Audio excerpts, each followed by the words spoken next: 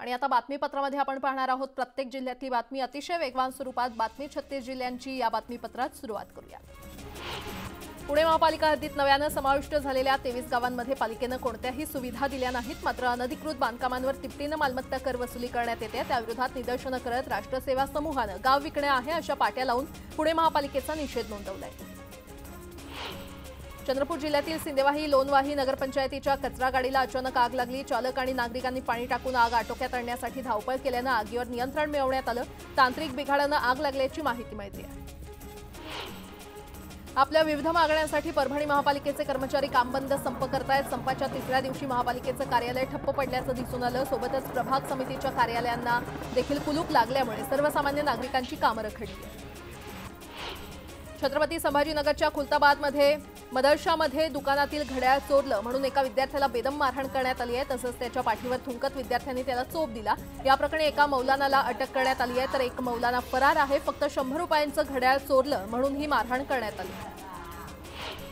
छत्रपती संभाजीनगरमधील मदरशात विद्यार्थ्याला बेदम मारहाण करण्यात आली आणि या संदर्भातील बातमी न्यूज 18 लोकमतने दाखवल्यानंतर या प्रकरणाची महिला आणि बालविकास विभागाने गंभीर दखल घेतलेली आहे। महिला बालविकास मंत्री अदिती तटकरे यांनी संबंधित प्रकरणाच्या चौकशीचे आदेश दिलेत। या प्रकरणाची पूर्ण माहिती घेऊन नोटीस पाठवण्याचे आदेश अधिकाऱ्यांना देण्यात आले।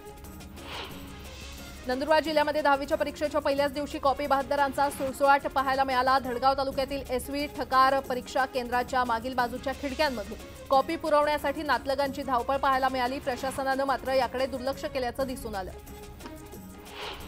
जळगावात 10वीच्या पहिल्याच पेपरला कॉपीमुक्त अभियानाचा फज्जा उडाल्याचं समोर आलंय। पाचोरा तालुक्यातील सामनेर येथील माध्यमिक शाळेच्या परीक्षा केंद्रावर कॉपी पुरवणाऱ्यांची मोठी गर्दी पाहायला मिळाली। परीक्षा केंद्रावर देखील एकाच बाकावर 2 विद्यार्थी परीक्षा देत असल्याचा व्हिडिओ समोर आलाय। अमरावतीतील मृद व जलसंधारण विभागाच्या पेपरफुटी प्रकरणी 200 कोटी रुपयांचा घोटाळा झाल्याचा आरोप करत अमरावतीमध्ये युवक काँग्रेसने आंदोलन केलं। या प्रकरणी 11 आरोपी अटकेत असून मोठे अधिकारी आणि नेत्यांचा देखील यामध्ये समावेश असल्याचा आरोप करण्यात आला। नागपूर विद्यापीठ परिसरात 4 मार्चला होणाऱ्या भाजप युवा मोर्चाच्या राष्ट्रीय अधिवेशनासाठी जागा देण्यात आली। त्याविरोधात NSUIनं आंदोलन केलं। विद्यापीठात राजकीय सभेला जागा देऊन राजकारण करत असल्याचा आरोप NSUIनं केला। यावेळी पोलिसांकडून आंदोलकांची धरपकड करण्यात आली। जालना जिल्ह्यातल्या अंबड शहरात ज्ञानराधा पतसंस्थेच्या ठेवीदारांनी अचानक रास्ता रोको आंदोलन केलं। गेल्या काही दिवसांपासून पतसंस्थेचे ठेवीदार आपले पैसे परत मिळावे यासाठी तहसील कार्यालयासमोर उपोषणाला बसलेत। मात्र त्याची दखल न घेतल्यानं हे आंदोलन करण्यात आलं। राज्य सरकारनं सेवानिवृत्त शिक्षकांना 20,000 रुपये मानधन तत्वावर रुजू केल्याचा आदेश काढला। भंडाऱ्यामध्ये शिक्षक रुजूही झाले मात्र त्याला विरोध करत बेरोजगार तरुणांनी मोर्चा काढला। राज्यात बेरोजगारांची संख्या मोठ्या प्रमाणात असताना निवृत्त शिक्षकांना रुजू करण्याचा प्रस्ताव रद्द करावा आणि बेरोजगार तरुणांना नोकरी द्यावी या मागणीसाठी हे आंदोलन करण्यात आलं। पाणीपुरवठा मंत्र्यांच्या जिल्ह्यात जलजीवन मिशन योजनेची कामं करणाऱ्या ठेकेदारांनी कामबंद आंदोलन सुरू केलेलं आहे। कामांची बिलं त्वरित अदा करावी, जीएसटीचा फरक मिळावा यासह विविध मागण्यांसाठी आंदोलन करण्यात आलं। जालन्यामध्ये महिला भाजपच्या वतीनं ममता बॅनर्जी यांच्या विरोधात जोरदार आंदोलन करण्यात आलं। पश्चिम बंगालमध्ये अनेक दिवसांपासून महिलांवर अन्याय अत्याचार होत आहेत मात्र आरोपींवर कारवाई न झाल्याचा निषेध करत आंदोलन करण्यात आलं। मनमाडमध्ये संभाजी भिडे गुरुजींविरोधात भीम सैनिकांनी केलेल्या आंदोलनाचे पडसाद पाहायला मिळाले। हिंदुत्ववादी संघटनांनी आक्रमक भूमिका घेत अप्पर जिल्हाधिकारी कार्यालयावर धरणे आंदोलन करत निदर्शनं केली। सरकारने केलेल्या चांगल्या कामांवर टीका करताना अपशब्द वापरायचे आणि टीका करायची म्हणून करायची ही सध्याची राजकीय संस्कृती झाल्याचं प्रत्युत्तर मुख्यमंत्र्यांनी विरोधकांना दिलं। तर तुम्ही तिजोरी धुतली आहे, आम्ही रस्ते धुत आहोत अशी टीका देखील त्यांनी केली। अर्थसंकल्पीय अधिवेशनाच्या अखेरच्या दिवशी मुख्यमंत्र्यांनी विरोधकांकडून होत असलेल्या टीकेला प्रत्युत्तर देण्यात आलं। यावेळी त्यांनी नाव न घेता उद्धव ठाकरेंवर जोरदार निशाणा साधला। राष्ट्रवादी काँग्रेस पक्ष महाविकास आघाडी आणि इंडिया आघाडीकडे लोकसभेचं तिकीट मागणार असून माझं काम बघून मला उमेदवारी द्यावी अशी मागणी सुप्रिया सुळे यांनी केली। आता चिन्ह तुतारी असल्यानं मी व्हॉट्सअॅप स्टेटसला ठेवल्याचं त्यांनी म्हटलं। महायुतीकडे 200 आमदार, 2 उपमुख्यमंत्री, 1 मुख्यमंत्री असताना देखील उमेदवार फायनल होत नाही ही माझ्या कामाची पोचपावती आहे असं वक्तव्य अमोल कोल्हे यांनी केलं। महायुतीनं आत्मपरीक्षण करणं गरजेचं असल्याचं देखील ते म्हटलं।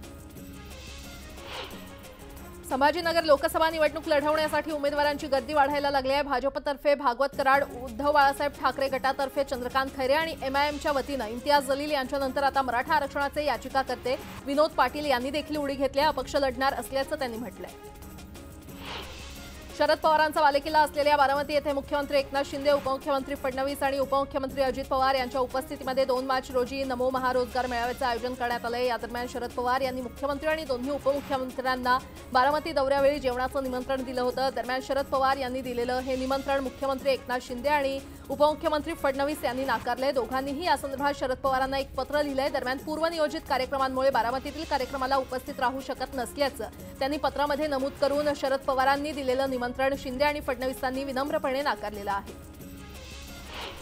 विधिमंडळाच्या लॉबीमध्ये शिंदे गटाच्या आमदारांमध्ये राडा झाल्याची माहिती समोर आली आहे। शिंदे गटाचे आमदार दादा भुसे आणि महेंद्र थोरवे यांनी एकमेकांना धक्काबुक्की केली। विधिमंडळाच्या लॉबीमध्येच हा राडा झाल्याचं माध्यमांमध्ये आलं, पण असा कुठलाही राडा झालाच नसल्याची माहिती शंभूराज देसाई यांनी दिली। दोघांच्या चर्चेदरम्यान आवाज वाढल्याचं शंभूराज देसाई यांनी स्पष्ट केलं।